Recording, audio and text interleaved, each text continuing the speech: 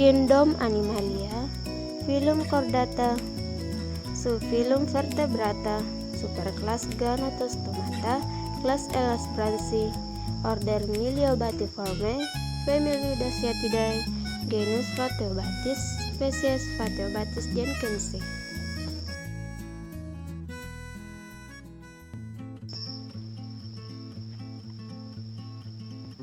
Bentuk tubuh sangat pipih, gepeng melebar sehingga menyerupai piringan cakranya. Lebarnya ditambah sirip dada yang lebar, seperti sayap yang bergabung dengan bagian depan kepala.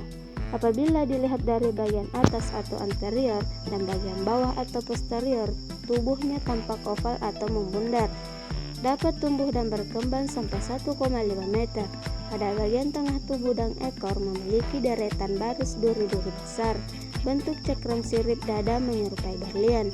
Tubuhnya berwarna coklat kekuningan, bagian perut keputihan, sedangkan ke arah ekor berwarna coklat polos atau keabu-abuan.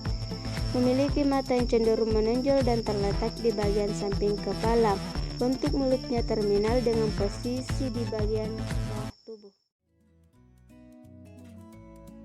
Spesies Phateobatis jenkinsi bersifat diesis, yaitu alat kelamin jantan dan betina dapat dibedakan dengan jelas.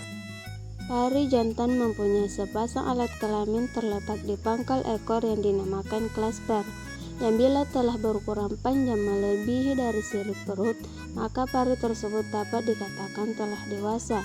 Sedangkan untuk betina tidak mempunyai klasper, namun alat atau lubang kelaminnya dapat terlihat. Ikan pari umumnya memijah 1 kali dalam 1 musim pemijahan. Setiap akan mendekati musim pemijahan dapat ditandai dengan terjadinya peningkatan persentase dari tingkat kematangan gonad. Lingkungan seperti habitat, jumlah makanan yang tersedia, dan keberadaan pemangsanya juga turut ikut berperan dalam proses reproduksi ikan ini, selain umur dan juga ukurannya. Umumnya jenis ikan ini memakan beberapa jenis ikan kecil dan juga krustasea.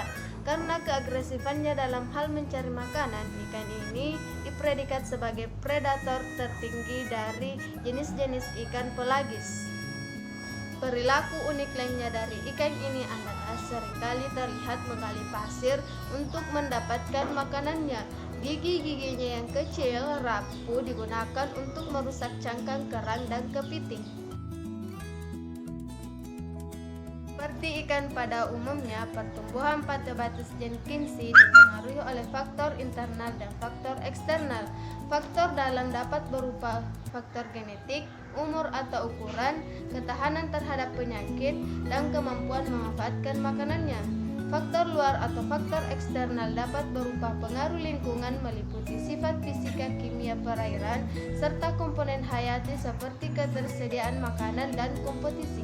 Phateobatis jenkinsi mempunyai lingkup sebaran yang cukup luas, yakni Ningaloo Reef, Australia Barat, hingga Teluk Timur Carpenthan Rio Queensland.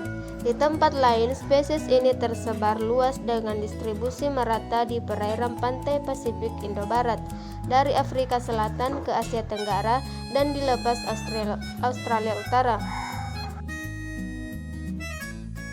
Dan diprediksi pada tahun 2050 distribusi dari spesies Phateobatis jenkinsi akan semakin meluas. Sebagai predator tingkat atas, spesies Phateobatis jenkinsi sangat berperan penting dalam menjaga kesehatan ekosistem. Karena jika salah satu rantai makanan terputus, akan berdampak pada menipisnya ikan-ikan kecil. Ini dilakukan untuk memastikan laut tetap produktif dan memberikan kontribusi ketahanan pangan dari sektor perikanan.